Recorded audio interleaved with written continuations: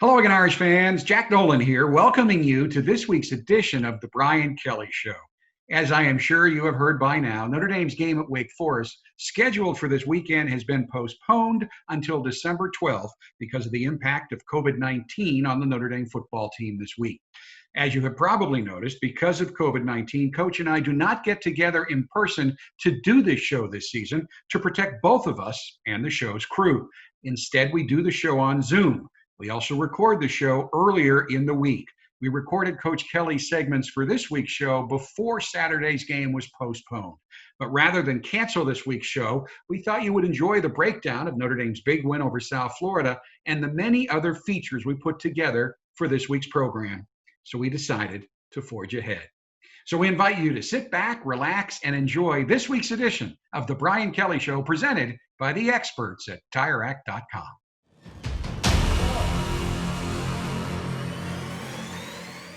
Hello again, Irish fans, and welcome to this week's edition of The Brian Kelly Show. And Coach, you're coming off a dominant win over South Florida in which 96 players got into the game. What impact did all those guys actually getting into a game to play have in practice this week? Well, the morale is pretty good, obviously, when you get that many guys in. And really, I think it gives them the opportunity to self-reflect a little bit on where they are and where they need to go. You've got film.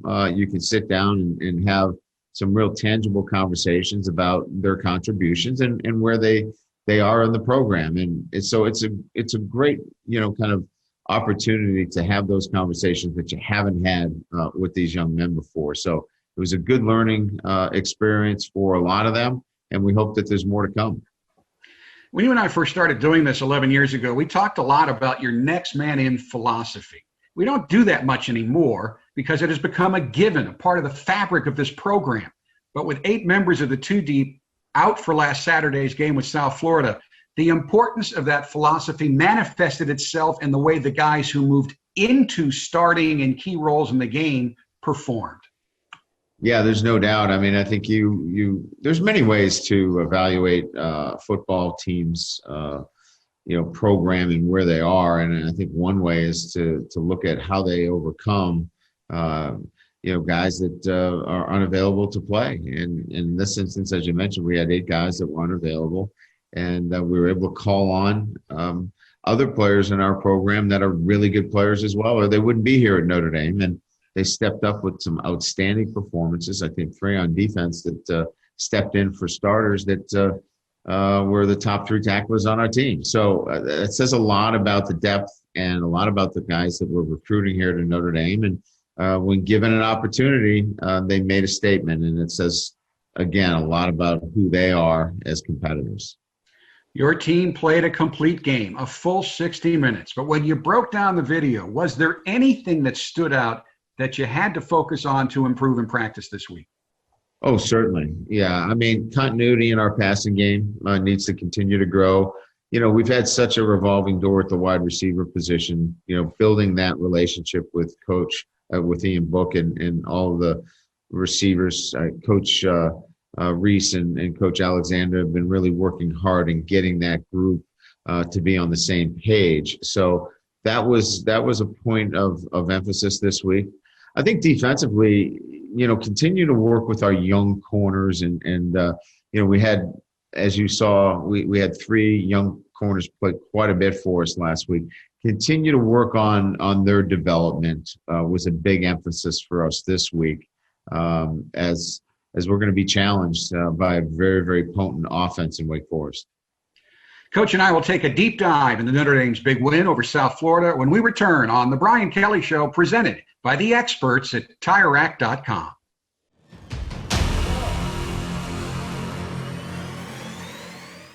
It's time now for our game breakdown, brought to you by Canon. Coach, you are dealing with something every week this season that you have never had to deal with before, and that is roster uncertainty in this very unique year in college football. The Notre Dame football PR team announced 90 minutes before the game that 8 players on the depth chart would not be available. But the guys that stepped in not only played well, they excelled, led by linebacker Jack Kaiser, who led your team in tackles with 8, including 2 for loss, to earn the game ball. Yeah, I mean, Look, yeah, I don't think you can look at it any other way, but it's an opportunity for guys to step up and you feel terrible for the guys that can't play. I mean, there's no two ways about it. As a head coach, you feel sick about it.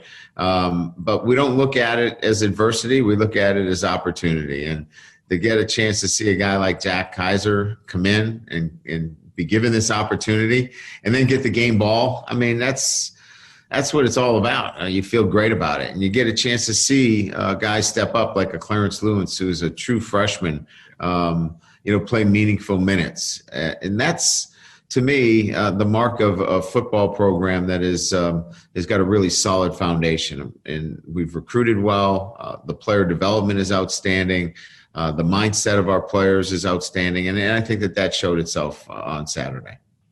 I thought it was really significant that your top three tacklers were all guys who stepped into starting roles because others were out. You mentioned Clarence Lewis, who had 5 tackles, a tackle for loss, and he broke up 3 passes all over the field. And Houston Griffith also had 5 tackles with a tackle for loss. Yeah, obviously we played without Kyle Hamilton, who injured his ankle, and so we had that to be replaced. And I thought Houston did an outstanding job stepping in and contributing in a fashion that we know he can. He's a really, really fine player. We've got great depth at that position. We've got great depth at the buck position where we're playing without some really good players, but now Jack Lamb and Jack Kaiser go in and do a great job. So again, really blessed with depth and guys that are focused on getting better at their position. They're not worrying about anything else but how do I get better, and when I get my opportunity, make the best of it. And the guys that you just mentioned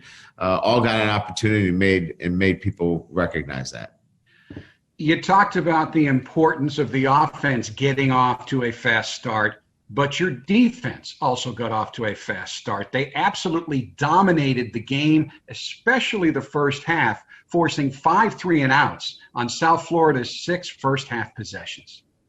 Yeah, and that's kind of what I was talking about earlier, Jack, is that, defensively, you still have to play with a demeanor and a mindset and a physicality, regardless of the opposition. And I thought that stood out to me, is that our standard did not dip or deviate based upon who the competition was. And maybe that did a little bit a couple of years back. I mentioned that, the Ball States and the Bowling Greens, and, we didn't play with the same kind of, pressure, if you will, and grit. And we showed that on Saturday against South Florida in the way we played in the first half.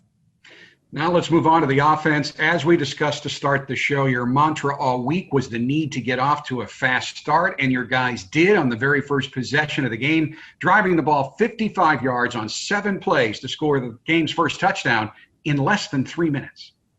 Yeah, part of that first start was centered around Ian Book. We wanted to get some throws in, push the ball down the field a little bit, and thought Ian did a nice job. I thought his pocket presence was so much more improved than the week before. He was calm in the pocket. He was settled in the pocket. There's still work to be done with the receivers. Getting his unit solidified. There's been a revolving door out there. So he's still obviously trying to find his way with some of those guys in terms of their precision in routes.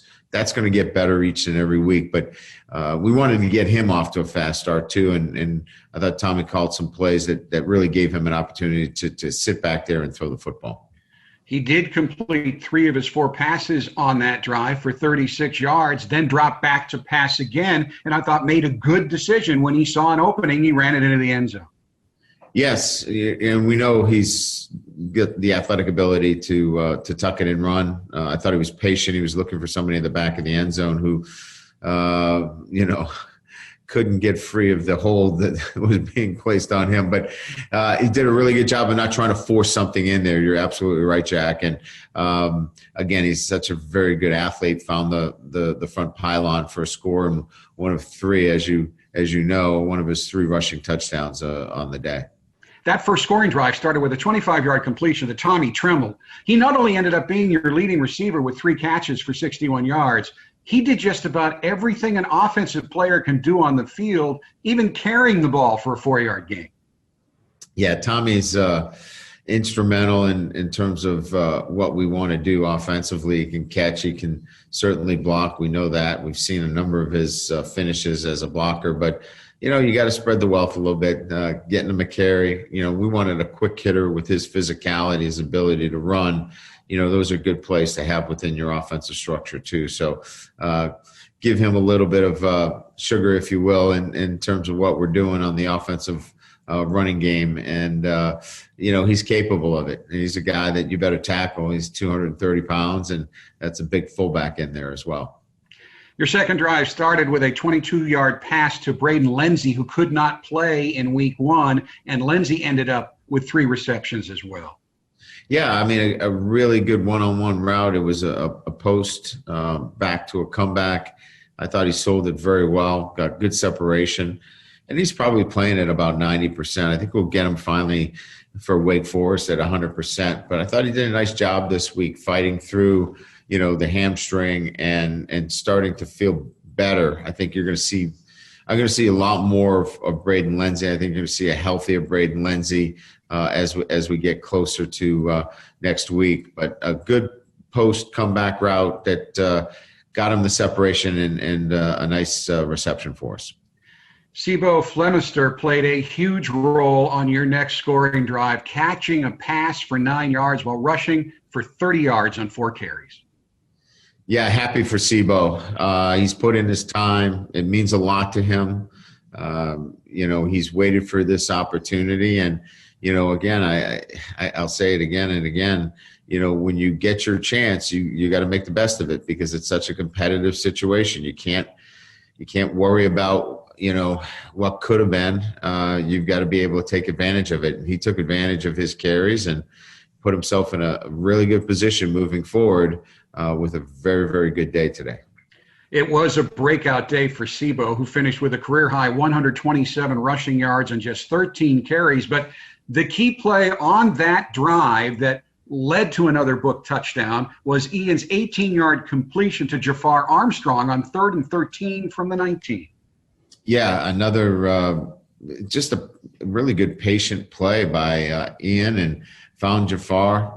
The blocking was outstanding. If you go back and take a look at it, it was a delayed kind of under route, and the tight ends have key blocks on it. They've got to get up to the linebackers. So we're catching the ball underneath, and we're making the blocks downfield. And both tight ends made great blocks on the play, Tommy and Mike, and set up a great run. It was a really good call and a good executed play on 3rd down. It seems fitting that the next touchdown you scored was by Sibo Flemister, a 26-yard run that gave you a 28-0 lead early in the second quarter. Yeah, really good vision on this play. I mean, we were running it up inside, and they had canceled out all the gaps, and he does a nice job of bouncing this and taking it to the end zone. And we really like his just physicality, but more importantly, it's been about the ability to see things. And I thought his vision on this play was outstanding, and it was good to see him get in the end zone. Now, you told your team at halftime you wanted them to continue to play at a very high level, and they seemed to welcome that encouragement, and they went out and did it. Yeah, and look, we're not trying to embarrass anybody. The point really was about not letting up. I mean, playing to our standard. Whoever was in the game, whether it was the first, seconds, or thirds, as I mentioned earlier, we don't want to let up at all. You don't get many opportunities. We have to sacrifice so much to get to the field, and with COVID around us, and the difficulties that we face, just being college students here at Notre Dame. So the point was no let up. Keep playing hard. Play hard for 4 quarters, and that's what they did, and that was awesome to see. That I think we kept the first group in there for 1 series, and then our second group came in and played extremely well.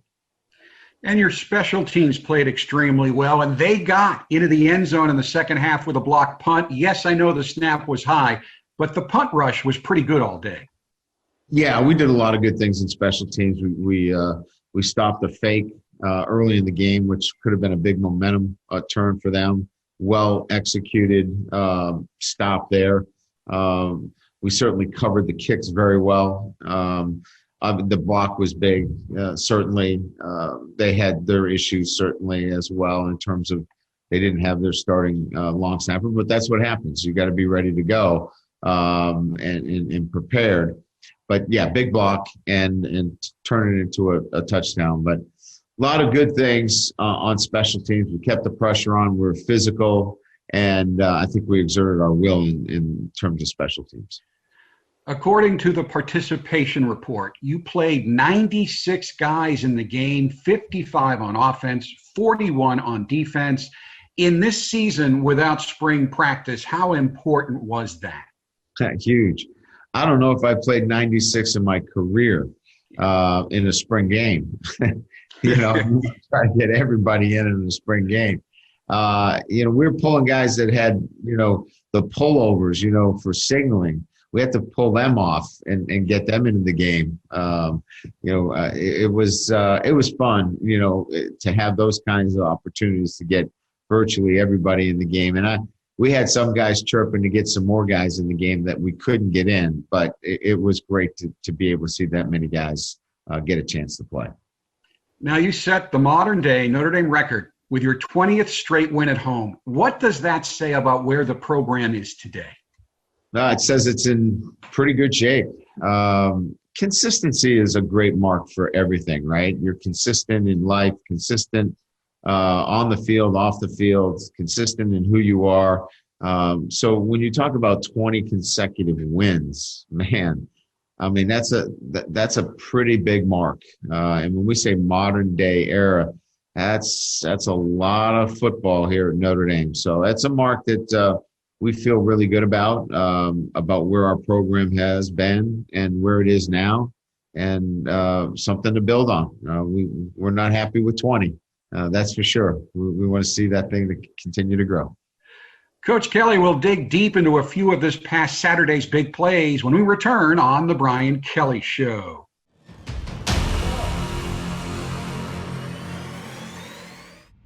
It's time now for Irish Intel, sponsored by the experts at TireRack.com. Coach, this is where we let you control the video and get into the X's and O's of why a play worked. Brian, since getting off to a fast start was so important in your victory last week over South Florida, let's start with your first play from scrimmage, the 25-yard book completion to Tommy Tremble. Well, you can see here, Jack, we're in a 13 personnel, which is 3 tight ends. So it's really going to dictate the coverage, which we get one high safety or more like a cover one look. And now Tommy Tremble is going to slip out and run a high-low with Javon McKinley clearing out the corner, which really gives him an opportunity now to set this up with Kyron running into the flat. Very difficult to defend because the defender there is also a run defender. So with the hard play action fake that you can see that Ian gives, it really freezes the defender here. You can see him freeze, and Tommy's already behind him. So really well designed because they're think and run on the first play with 3 tight ends in the game, and just wide open, and sets up a nice start to the game. It was a career day for running back Sebo Fleminster. 127 rushing yards on 13 carries, including this 26-yard touchdown run in the second quarter. Yeah, great vision here by Sebo. This play is designed to go up inside. You can see everybody's blocking down. The defense really overcommitted inside, and this is where good vision by a back and nice block on the outside. He bounces it outside and then gets his shoulders squared and shows really good speed to the pylon. Really nice run by Sebo. Coach, late in the first quarter, South Florida faces 4th and 5 from the Notre Dame 33. They come out in punt formation. Pick it up from there.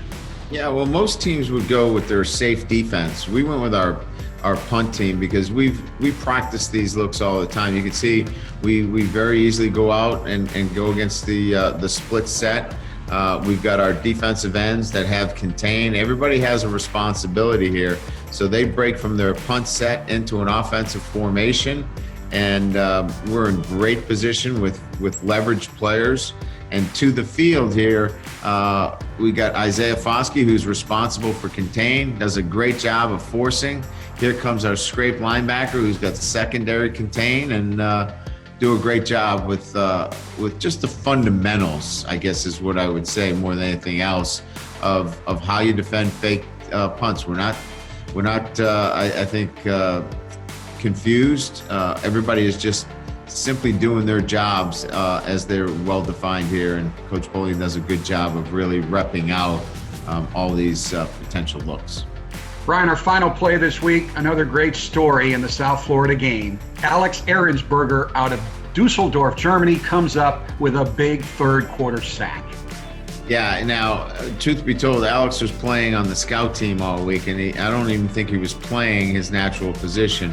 But here's a guy that has listened, paid attention, goes to meetings, and really is so well liked. You can see him set the tackle up here, good inside bull rush move, and comes up with a great sack. And I don't know if you let it play itself all the way through, his excitement after this was probably more, I think, for the sideline to see everybody on the sideline get excited because he was so jacked up. I think here he is right here with with the other linemen. It's just nice to see guys with that kind of joy and excitement after making such a big play.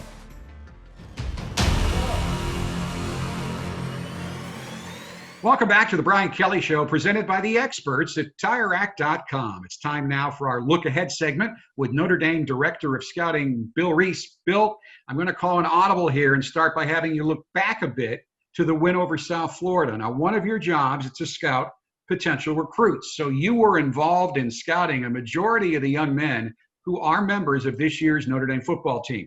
What did it mean to you to see 96 of those players get into Saturday's game? Well, that's the reason those kids come to Notre Dame, is to get on the field at Notre Dame Stadium and get the experience and get the opportunity to execute at a high level against a good opponent. It was exciting. And, the one thing I think that is a carryover is during the season and every week as these kids prepare, if they know they're going to have an opportunity to play on Saturday, their motivation is going to be through the roof. They're going to be excited, and you saw that on Saturday. A lot of young players got a chance to get out there, performed very well, and it's good to see what the future holds with a lot of these young players. Of course, Bill, you are uniquely qualified to give us a scouting report on the Demon Deacons. Now, we talked to Coach Kelly for this show before the Wake Forest game was postponed due to COVID-19 concerns on the current Irish football team. But because the game has been rescheduled for December 12th, I thought we could still give the viewers and listeners an early preview. And when I pass along your background, people are going to know why. They don't want to miss this. Not only do I know you've done your usual due diligence of watching every piece of video you can get your hands on of the players on this year's Wake Forest team, you were also on the trip when the Irish beat the Demon Deacons in Winston-Salem a couple of years ago.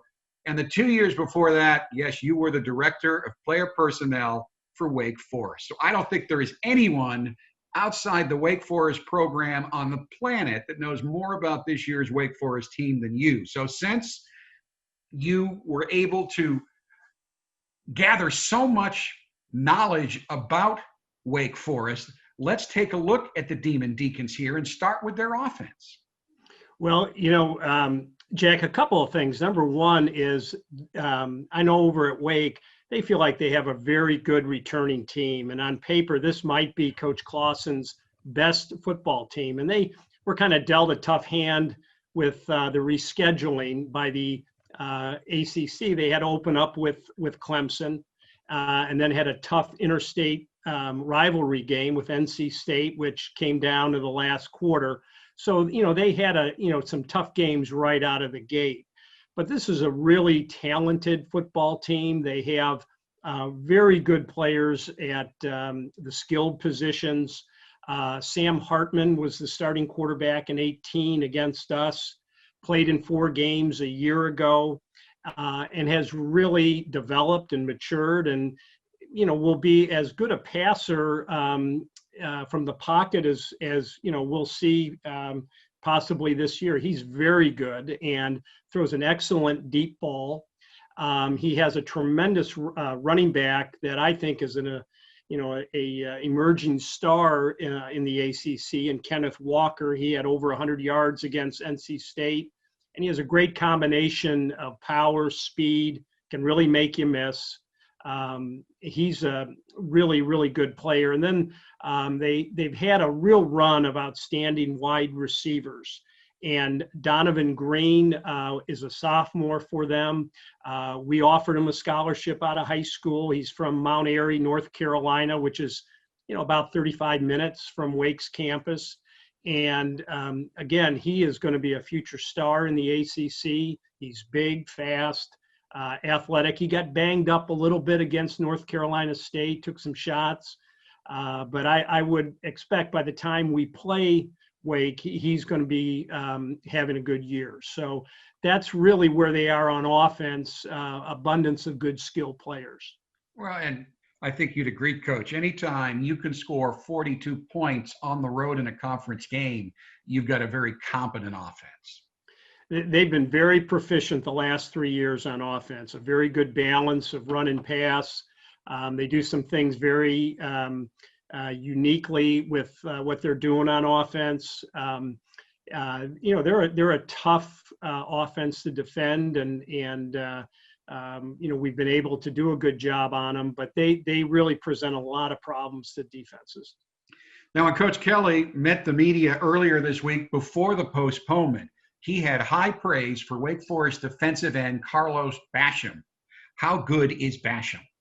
Well, better known as Boogie, and he's a developmental guy that came in Wake at about 230, 35 pounds, and he's now, close to 280.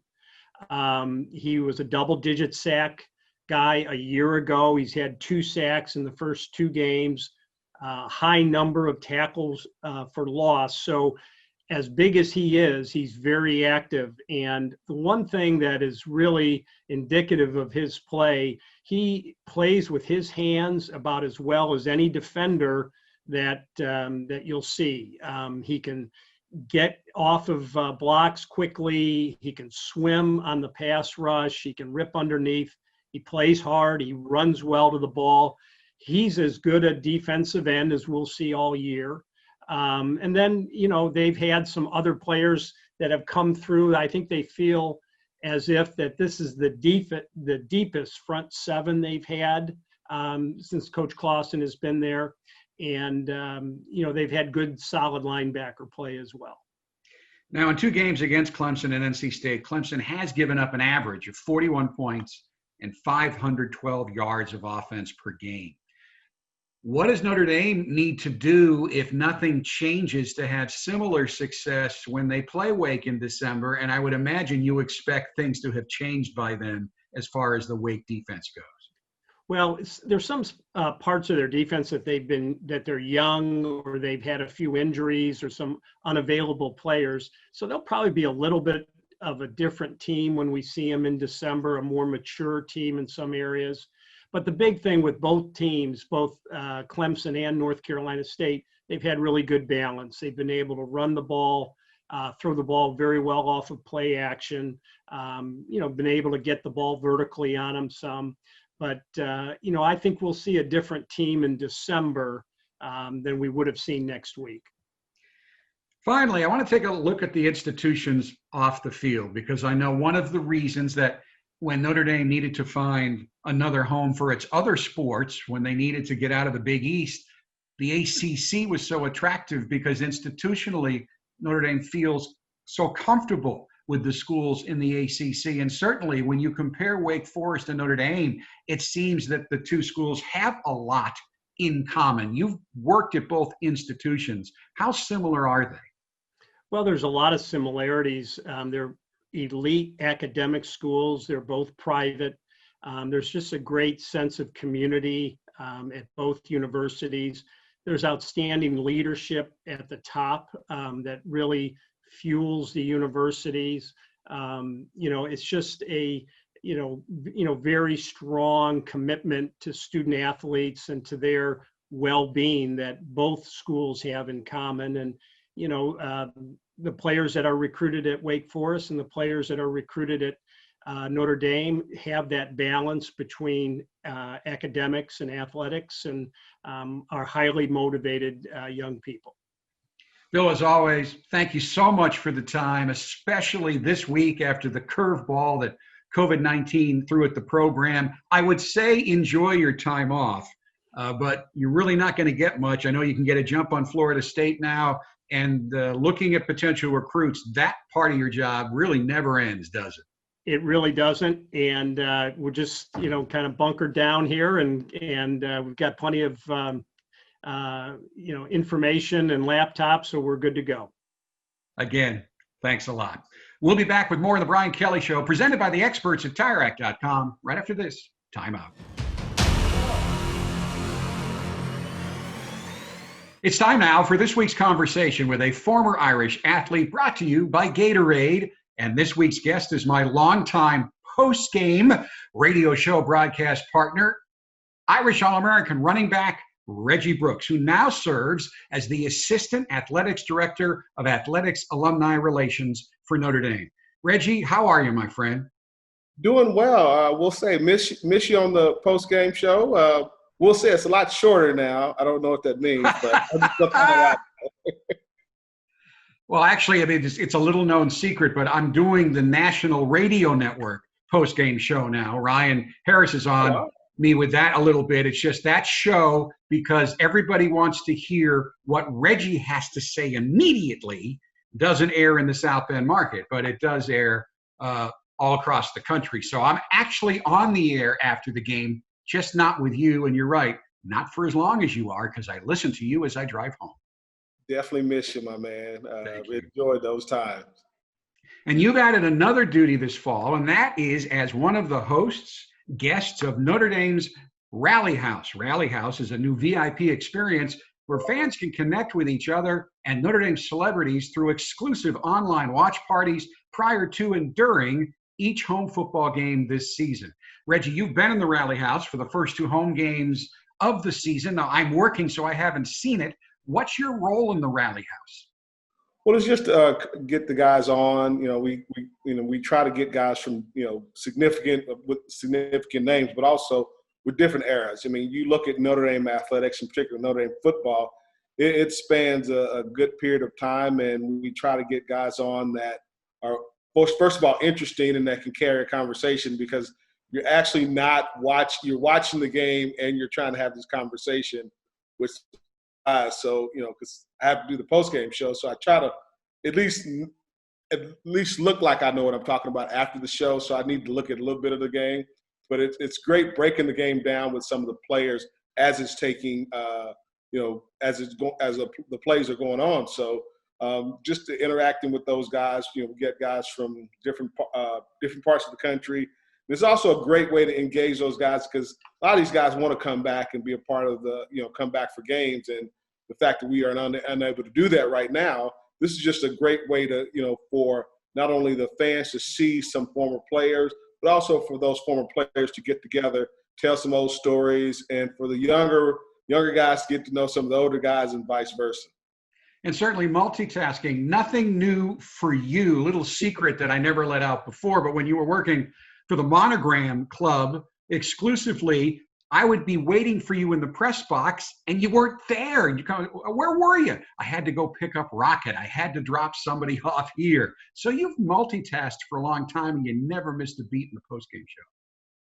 Well, again, it's just, great having, the former players back. And I will say this, I definitely missed the scripts that you would provide for me. So getting caught up for what I did miss, because usually that first quarter was almost impossible to watch, because I was usually down on the field with, a reunion team coming back, or, some of our pro athletes coming back, or we're doing some sort of celebration to honor one of our former players, whether it be a championship or, one of my favorite things was the Stanley Cups, when Pittsburgh won the Penguins won 2 Stanley Cups in a row, and Ian Cole and Brian Russ, we were able to bring them back, and then the Olympians when they come back. So it's just a great opportunity to connect with some outstanding individuals, but it's also difficult to watch the game because you're trying to manage.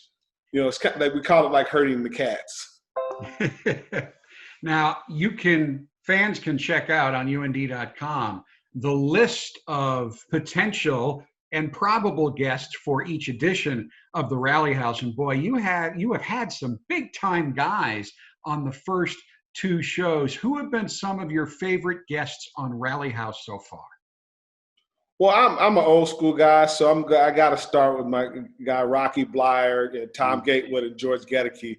That was an absolute blast having those guys on. Always is. And it was funny because you gotta the older crew is not as technically savvy, so getting them on the platform was a bit of a challenge. So there was a lot of behind the scenes work to get them on. And Rocky had some real issues early on. Again, they weren't his fault. It was just you got to have the right browser, you got to have the right software here. So we learned some things in doing that and get the guys on. Jerry Tillery, I've always fond of that young man, and he's having some good success in San Diego. Ross Browner, Alan Rossum, Julian Love.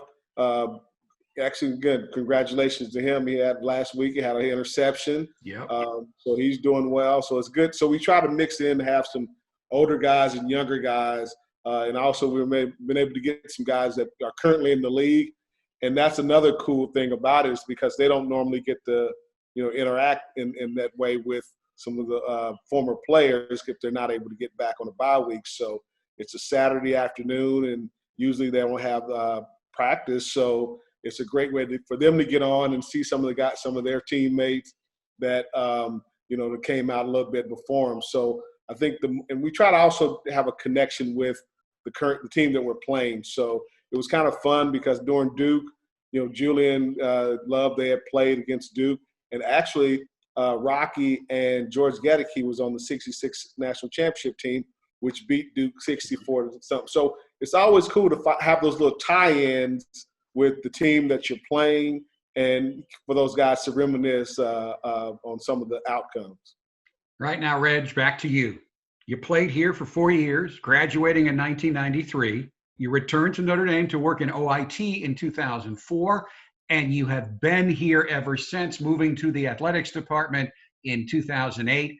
But now, regrettably, we are in the midst of your long goodbye. You'll be moving at the end of the season. Sad for us, but a great new beginning for you and your wife, who is already in Texas. So let the folks know what's going on. Well, my wife took a role with the city of Fort Worth as the Diversity and Inclusion Director and Chief Equity Officer for the city. And she has done marvelous work when she was in South Bend. Now she's doing it here in Texas. And I'll be transitioning down to Texas at the end of the year. And it was a great opportunity that came about where have the opportunity to continue to work with Notre Dame alumni, particularly football alumni, guys that played for Coach Holtz. We have an organization called Holtz's Heroes, geared around really giving back to our communities, but also being there to support each other. The one thing that was always evident on Notre Dame football teams was trust, love, and commitment. That ability to have trusting each other, caring about each other, and doing the best you can for each other. And we want to do that on a more holistic basis. And the primary tenets are, the food drive, giving, bold initiative. We've partnered with to, do food drives and it's needed now more than ever around the country within the pandemic. And then education. We have scholarship fund, which is, really does a lot for giving, first former players, kids, opportunity that have had fallen on hard times, that have passed away, to cover their scholarship costs to go to school, because we believe education is an extremely important part of who we are and you having those opportunities.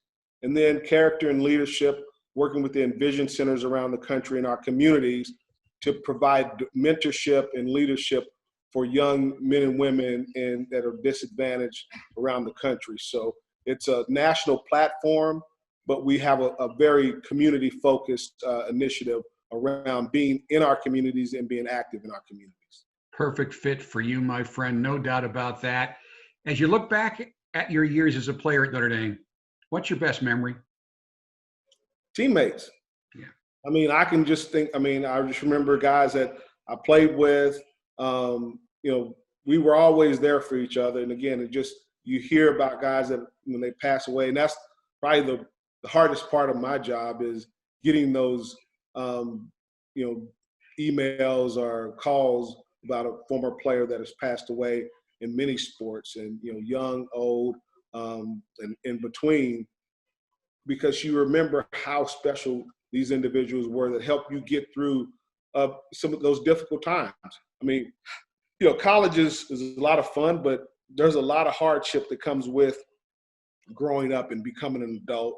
And those are some formative years that you have. And when you're around great people that help you develop as an individual, but also the importance of giving back to others, I just think about, Irv Smith, Nick Smith, Brian Radigan, Brian Young, Rick Meyer, Jerome Bettis, my brother Tony, Ricky Waters, Todd Light.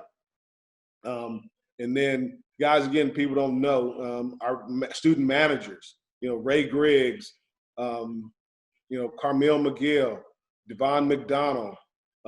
Can go down a laundry list. Think about the guys that have had an impact on my life. It's these individuals and their families.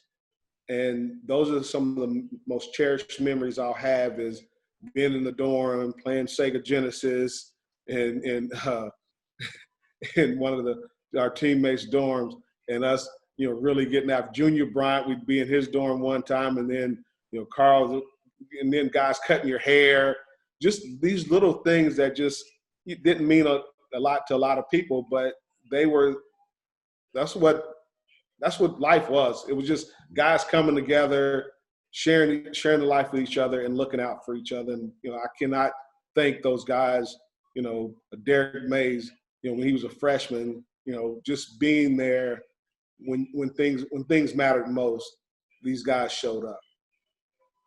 I remember when you and I were part of the pep rally in Fort Worth for the Shamrock Series game that was played down there. It's a great town.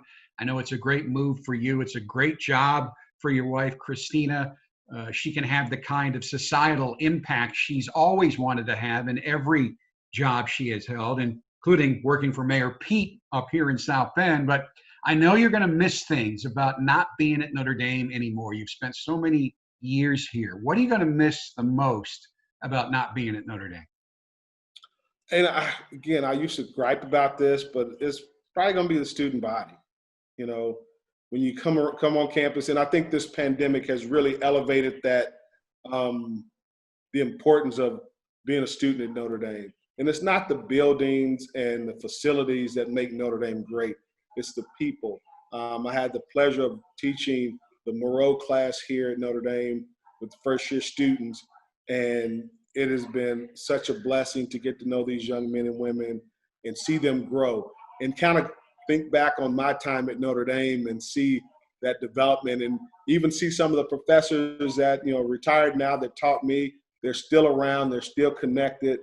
And, it's the community. The Notre Dame community is like none other, to have those relationships with students, professors, staff members, the grounds crew. It's all those individuals, the ushers, Miss No Smiling Faces, and them saying, "Hey, welcome to Notre Dame." It's those little things that set Notre Dame apart that I'll miss most, because I know that's not something that I'll readily get anywhere else. Well, Reg, you've been a great friend to me. You've been a great friend to every Notre Dame alumni athlete, every fan, everybody that you've met. And we're going to miss you a lot, but I know we'll stay in touch. Good luck to you, my friend. And I know I'll actually pay for a meal before you leave. That will be history making. Well, I'm definitely going to miss you and Rhonda. I love you guys, and I appreciate all that you've done for me and with me. It's been a blast. But like I said, I won't be too far away. I'll still return. I'm still an alum, so I'm still invited back. So not getting rid of me that easy. Well, you got someplace to stay when you come back. Reg, thank you very much. Folks, this week's Irishography with Sydney Sins is coming up next. You're listening to The Brian Kelly Show, presented by the experts at TireRack.com.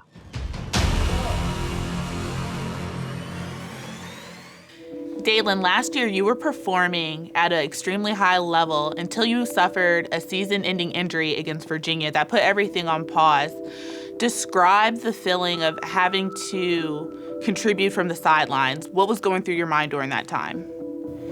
At the time of the injury, I was actually really sad. Like, I remember crying in the locker room with all my teammates.